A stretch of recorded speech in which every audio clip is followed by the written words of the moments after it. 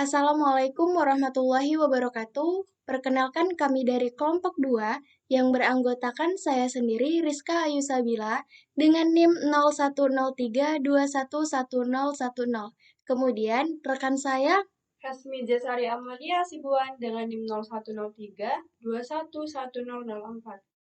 pada video kali ini kami akan membahas mengenai akhlak mahmudah dalam mata kuliah hadis tematik dengan dosen pengampu Bapak Haji Muhammad Iqbal Abdul Muin LCMA. Baik, langsung saja kita masuk pada definisi akhlak mahmudah. Akhlak mahmudah atau akhlak karimah merupakan akhlak terpuji yang harus dimiliki oleh setiap muslim atau akhlak yang senantiasa berada dalam kontrol ilahiyah yang dapat membawa nilai-nilai positif dan kondusif bagi kemaslahatan umat. Pembagian akhlak mahmudah itu ada 4, yaitu yang pertama akhlak manusia kepada Allah, akhlak manusia kepada manusia, akhlak manusia kepada alam, dan yang terakhir akhlak manusia kepada hewan. Yang pertama yaitu akhlak manusia kepada Allah. Akhlak terhadap Allah menempati urutan yang pertama bukan hanya penting tetapi juga harus memprioritaskannya terlebih dahulu. Karena sangat penting memiliki sikap atau perbuatan yang memang seharusnya dilakukan oleh manusia sebagai makhluk ciptaan Allah Subhanahu wa taala. Ada beberapa alasan mengapa manusia perlu untuk berakhlak kepada Allah. Di antaranya, yang pertama karena Allah lah yang telah menciptakan manusia, kemudian Allah yang telah memberikan perlengkapan panca indera serta akal pikiran dan hati sanubari kepada manusia. Kemudian, Allah lah yang memfasilitasi berbagai sarana seperti bahan makanan yang berasal dari tumbuh-tumbuhan, air, udara, binatang ternak yang dibutuhkan manusia untuk keberlangsungan hidupnya. Kemudian yang terakhir yaitu karena Allah yang memuliakan manusia dengan diberikan kemampuan menguasai daratan dan lautan. Nah, contoh akhlak manusia kepada Allah yaitu bertakwa kepada Allah, bersyukur, melaksanakan apa yang diperintahkan, kemudian menjauhi apa yang dilarang, berbaik sangka kepada Allah, dan taubat. Nah, yang kedua masuk pada akhlak manusia kepada manusia. Akhlak mulia terhadap makhluk terangkum dalam 2 hal, yaitu banyak teguran tangan atau kebaikan amal, dan serta menahan diri dari perbuatan tercela. Kedua hal ini mudah dilakukan jika memiliki 5 syarat yaitu ilmu, kemurahan hati, kesabaran, kesehatan jasmani, dan pemahaman yang benar tentang Islam. Nah, akhlak manusia terhadap manusia itu dapat dilakukan dengan akhlak kepada diri sendiri dan orang lain, yaitu sabar, syukur, tawaduk. Kemudian yang kedua, akhlak kepada orang tua dengan cara berbuat baik kepada keduanya dengan sikap, perbuatan, dan ucapan. Kemudian yang ketiga, akhlak kepada keluarga, yaitu dengan cara mengembangkan kasih sayang di antara golongan keluarga yang diungkapkan dalam bentuk komunikasi seperti perhatian, baik melalui kata-kata isyarat maupun perilaku. Akhlak kepada alam, akhlak terhadap alam, perihal harus bagaimana umat muslim memperlakukan alam. Sama halnya manusia, alam juga merupakan ciptaan Allah Subhanahu wa taala. Seperti yang kita ketahui, Allah Subhanahu wa taala memberikan alam agar kita bisa bertahan hidup. Sebagai contohnya, Allah menumbuhkan sayur-sayuran dan pohon.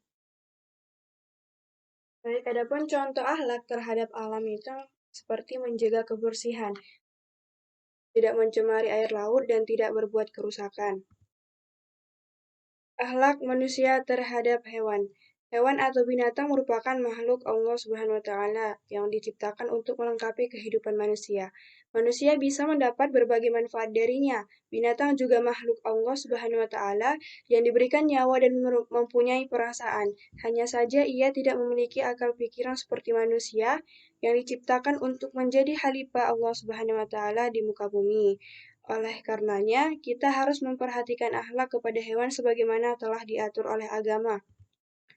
Contoh akhlak manusia kepada hewan yang pertama, memberinya makan dan minum, menyayangi dan memberi kasih sayang kepadanya, menyenangkannya di saat menyembelih atau membunuhnya, tidak menyiksanya dengan penyiksaan apapun, dan boleh membunuh hewan yang mengganggu dan membahayakan.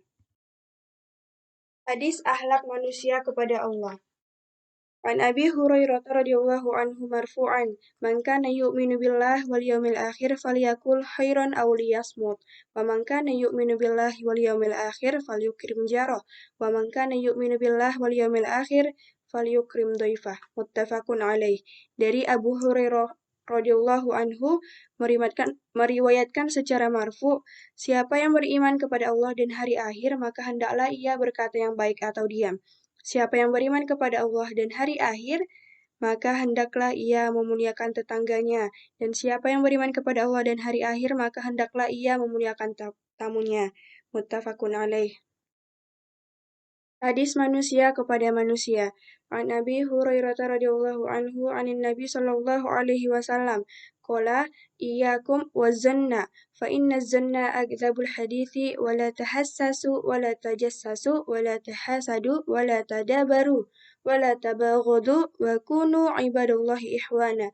Dari Abu Hurairah dari Nabi sallallahu alaihi wasallam, beliau bersabda, jauhilah prasangka buruk, karena prasangka buruk adalah ucapan yang paling dusta. Janganlah kalian saling mendiamkan. Janganlah suka mencari-cari isu, saling mendengki, saling membelakangi, serta saling membenci. Tetapi jadilah kalian hamba-hamba Allah yang bersaudara. Hadis riwayat Bukhari. Hadis manusia kepada hewan.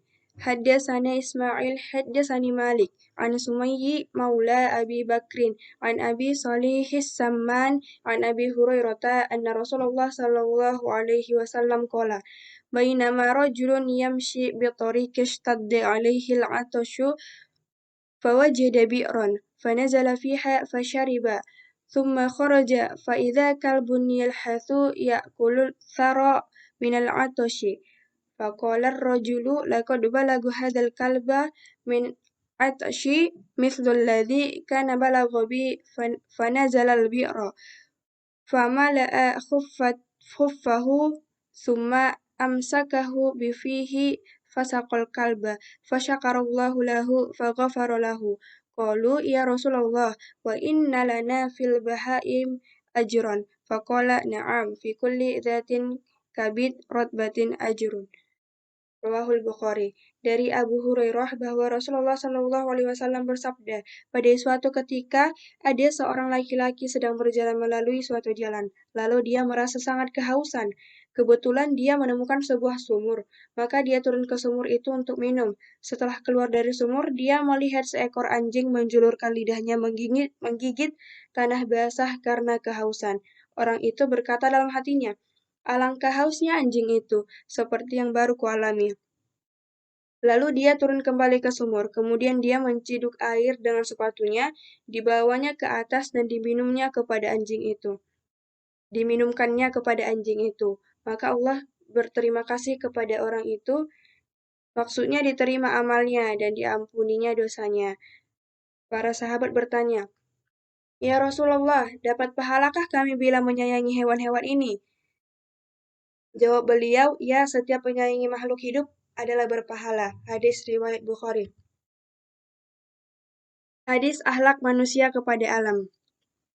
An Jabirin marfu'an ma min muslim yagrusu gorsan illa ma ukila minhu lahu sadaqah wa ma surik minhu lahu sadaqah wa ma akalatit tayru fahuwa lahu sadaqah wa la yarza'uhu ay yang kusuhu wa ya'khudhu minhu ahad illa kana lahu sadaqah ila yaumil qiyamah.